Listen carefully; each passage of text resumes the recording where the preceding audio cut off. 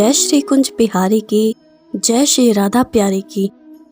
हरे कृष्णा कृष्णा कृष्णा हरे हरे, हरे रामा राम राम हरे हरे। भगवत रसिक channel में आप सभी का स्वागत है। हरि के प्यारे भक्तों, क्या आपने कभी सोचा है कि मंदिर में जाते वक्त या पूजा पाठ के दौरान हम अपना सिर क्यों ढकते हैं, और जब हमें तिलक लगाया जाता है तो वो हमेशा माथे के बीचों बीच क्यों लगाया जाता है। आज इस वीडियो में हम ये जानेंगे, मगर उससे पहले अगर आपने अभी तक इस चैनल को सब्सक्राइब नहीं किया है तो जल्दी से इस चैनल को सब्सक्राइब करें, ताकि नई वीडियो अपलोड होते ही आपके पास उसकी नोटिफिकेशन आ जाए और आप सबसे पहले उस वीडियो को देख सको। तो चलिए जानते हैं कि मंदिर में जाते हुए और पूजा पाठ के दौरान सिर क्यों ढकना चाहिए। सिर ढकने की परंपरा सदियों से चली आ रही है। महिलाएं बड़े बुजुर्गों को सम्मान देने के लिए हमेशा साड़ी या दुपट्टे से सिर ढकती हैं। वैसे तो सिर ढकना सम्मान का सूचक होता है, लेकिन पूजा पाठ के दौरान सिर ढकना न केवल महिला बल्कि पुरुषों के लिए भी ज़रूरी होता है। हिंदू के अलावा सिख और मुस्लिम धर्म में भी धार्मिक कार्यों के दौरान सिर ढकना ज़रूरी होता है। लेकिन क्या आपने कभी इस बारे में सोचा है कि आखिर पूजा पाठ में स्त्री और पुरुष दोनों के लिए सिर ढकना क्यों ज़रूरी है। कहा जाता है कि पूजा के समय सिर ढकने से चंचल मन भटकता नहीं है और पूरा ध्यान पूजा पर ही रहता है। इससे भक्त ईश्वर से जुड़ पाते हैं। जिस तरह बड़े बुजुर्गों के सम्मान में हम सिर ढकते हैं, उसी तरह भगवान को भी सम्मान देने के लिए सिर ढका जाता है। पूजा के समय सिर ढकना भगवान के प्रति आदर का प्रतीक माना जाता है। सिर ढकने का एक कारण ये भी है कि शास्त्रों के अनुसार पूजा में काले रंग का प्रयोग नहीं करना चाहिए, और क्योंकि हमारे बाल भी काले होते हैं, इसलिए पूजा के दौरान नकारात्मकता से बचने के लिए सिर ढकना जरूरी होता है। शास्त्रों में पूजा पाठ के लिए स्त्री और पुरुष सभी के लिए एक समान नियम होते हैं, इसलिए पूजा में महिलाओं के साथ साथ पुरुषों को भी सिर ढकना पड़ता है। और क्योंकि कई लोगों में बाल झड़ने और डैंड्रफ आदि जैसी समस्याएं होती हैं, ऐसे में पूजा की सामग्रियों में बाल या डैंड्रफ गिरने से वो अशुद्ध हो जाते हैं, इसलिए भी पूजा में सिर ढकना बताया गया है। पूजा पाठ में सिर ढकने के पीछे कई तरह की कथाएं हैं। इनमें से एक कथा के अनुसार नायक, उपनायक और खलनायक भी सिर ढकने के लिए मुकुट पहना करते थे।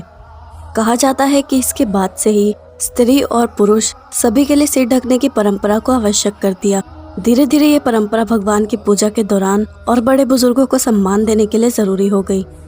सिर मनुष्य के अंगों में सबसे संवेदनशील स्थान होता है, और इस संवेदनशील स्थान को मौसम की मार, कीटाणुओं के हमले, पत्थर आदि लगने, गिरने या लड़ाई झगड़े में सिर को बचाने के लिए सिर पर पगड़ी, साफा या टोपा लगाया जाता है। जैसे कि आजकल गाड़ी चलाने के लिए हेलमेट जरूरी हो गया है।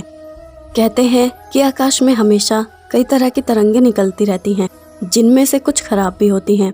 ऐसे में पूजा के दौरान जब हम ईश्वर का ध्यान करते हैं तो वो तरंगे भी हमें अपनी ओर आकर्षित करती हैं। ऐसे में सिर पर कपड़ा ना होने से उससे मौजूद हानिकारक तत्व सिर से हमारे शरीर में प्रवेश कर जाते हैं, जिससे व्यक्ति को गुस्सा आने लगता है। सिर ढककर पूजा करने के पीछे एक और वजह है, और वो है वातावरण को सकारात्मक बनाना। माना जाता है कि सिर को ढककर बैठने से व्यक्ति की मानसिकता बदल जाती है, तब वो ज्यादा आस्थावान बन जाता है।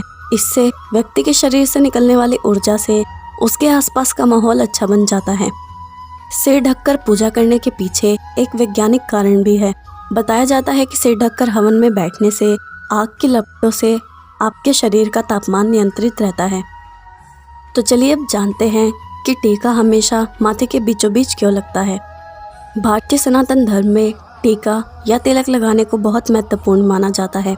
किसी तरह की पूजा पाठ हो, कोई धार्मिक कार्य हो, कोई शुभ या मांगलिक कार्य हो, कहीं यात्रा पर निकलना हो, या फिर किसी कार्य में सफलता पाने की इच्छा हो, इन सभी में व्यक्ति के माथे पर तिलक लगाया जाता है। ये तिलक रोली, चंदन, सिंदूर, केसर या फिर हल्दी से भी लगाया जा सकता है। हमारे शरीर में ऊर्जा के 7 छोटे छोटे केंद्र हैं, जिन्हें चक्र कहा जाता है, और ये चक्र अपार शक्ति से भरे होते हैं। तिलक या टीके को माथे के बीचों बीच लगाने के पीछे कारण ये है कि वहाँ पर आज्ञा चक्र होता है।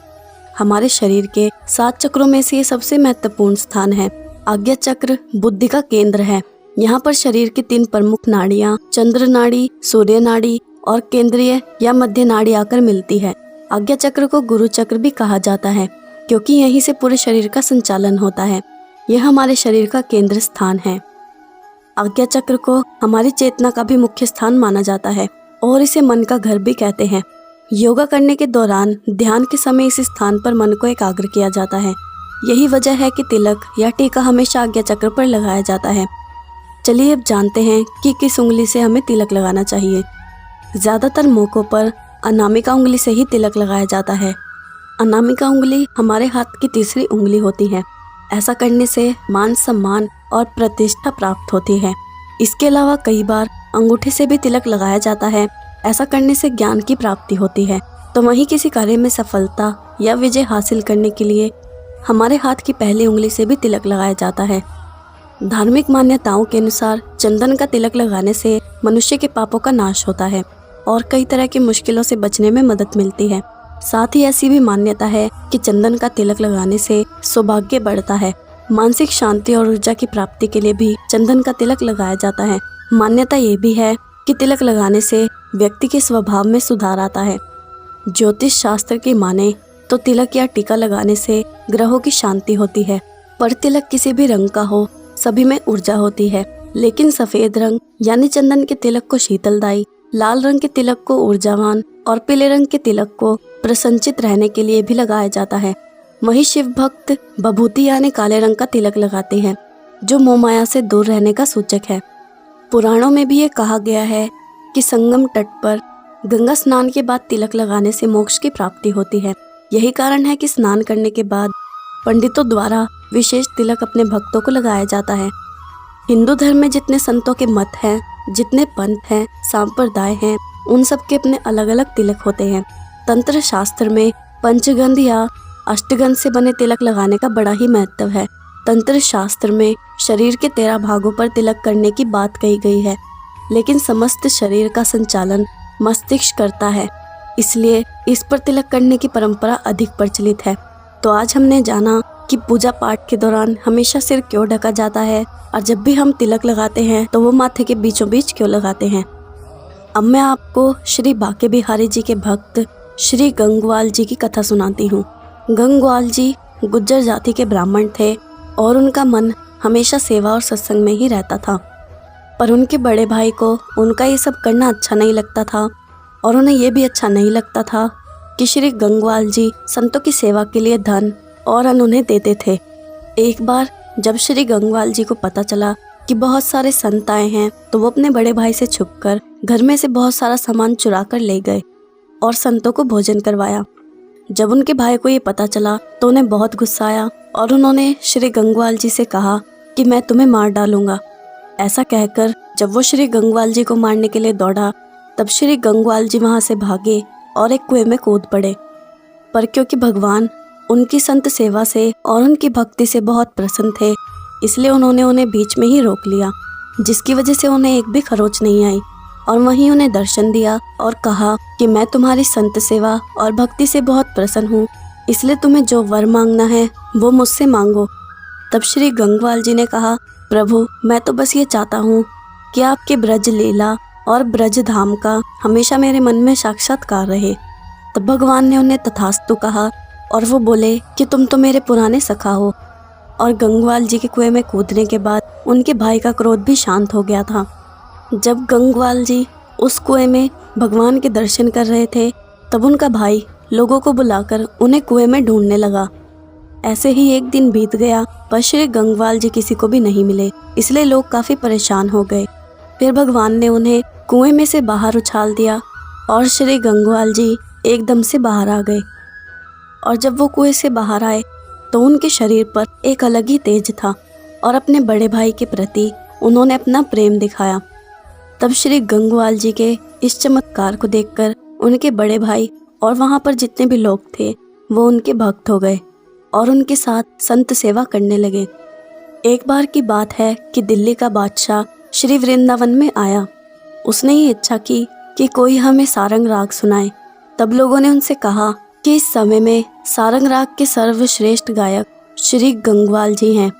तब बादशाह ने श्री गंगवाल जी को बुलाने का आदेश दिया और जब उनके सिपाही श्री गंगवाल जी के पास पहुंचे तो श्री गंगवाल जी ने उनकी बात सुनकर उनका आमंत्रण नहीं माना, पर बादशाह के सिपाही उन्हें जबरदस्ती ले गए और उस समय श्री गंगवाल जी के साथ वल्लभ नाम का एक और गायक था। और जब बादशाह के पास पहुंचकर उन दोनों ने एक स्वर में सारंग राग गाया तो वहां बैठे बादशाह और सभी लोगों की आंखों में आंसू आ गए। और तब श्री गंगवाल जी से प्रसन्न होकर बादशाह ने उनसे अनुमति की कि वो उनके साथ दिल्ली चलें। पर श्री गंगवाल जी ने उनका आमंत्रण स्वीकार नहीं किया और उनसे कहा कि व्रजभूमि ही मेरा जीवन है, इसलिए मैं इसे छोड़कर कहीं नहीं जा सकता। पर बादशाह ने श्री गंगवाल जी को कैद किया और वो उन्हें दिल्ली ले आया। पर जब वो दिल्ली पहुंचे और श्री हरिदास जी ने ये बात सुनी तो उन्होंने बादशाह से कहकर श्री गंगवाल जी को छुड़वा दिया और श्री गंगवाल जी दोबारा व्रजभूमि में आ गए।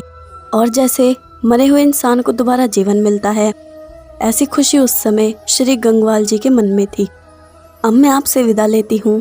अगर आपको ये वीडियो अच्छी लगी हो या आपको इससे कुछ सीखने को मिला हो तो इस वीडियो को लाइक और शेयर ज़रूर करना और मुझे कमेंट में ज़रूर बताना कि क्या आपको पता था कि पूजा पाठ में आप सिर क्यों ढकते हो। जय श्री कुंज बिहारी की, जय श्री राधा प्यारी की। हरे कृष्णा कृष्णा कृष्णा हरे हरे, हरे रामा राम राम हरे हरे।